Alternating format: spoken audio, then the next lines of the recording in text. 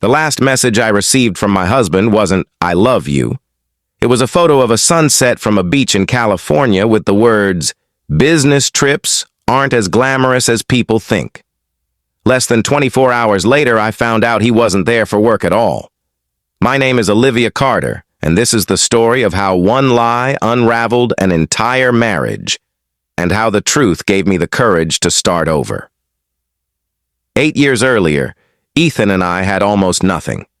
We rented a tiny apartment above a noisy bakery where the smell of fresh bread drifted through our windows every morning. He dreamed of starting his own architecture firm, and I worked 2 jobs to help us pay the bills while he chased that dream. There were nights when we'd split one takeout meal because it was all we could afford. I never minded. I believed we were building a future together. Eventually, Ethan's business took off. He began traveling more, attending conferences, meeting wealthy clients, and spending weeks away from home. Every time I asked if he was overworking himself, he'd smile and say, "Just a little longer. I'm doing this for us." I wanted to believe him. Then, little things started changing. He stopped answering video calls. He turned his phone face down whenever he came home.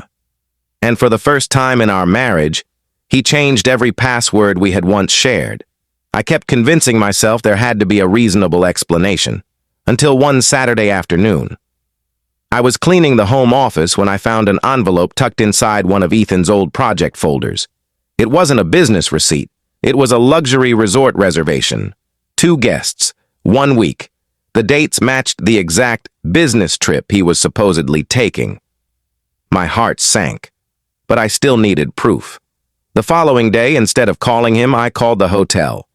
I simply asked to confirm whether my husband's reservation had been extended because I wanted to surprise him. The receptionist paused, then cheerfully replied, "Yes, Mr. Carter is still here with Miss Harper. Would you like me to transfer your call to their suite?" In that moment, everything became painfully clear.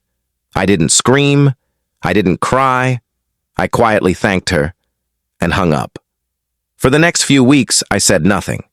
While Ethan believed I knew nothing, I met with a financial advisor, organized every document, and spoke with an attorney about protecting the savings we had built together. When he finally returned home, carrying souvenirs and rehearsed excuses, he smiled as though nothing had happened. I looked at him, placed the resort receipt on the kitchen table, and asked just one question. "Was the sunset worth losing your family?" He never answered. 6 months later, our divorce was finalized. It wasn't easy, but it was honest. Today, I own a small interior design studio that began as a side project during those lonely evenings when Ethan was always traveling. Ironically, the dream I thought I was helping him build became the foundation for building my own. Sometimes people believe betrayal destroys your future. It doesn't. It simply removes the people who were never meant to be part of it. And looking back now, that photograph of the sunset wasn't the end of my story. It was the first glimpse of a new beginning I just couldn't see yet.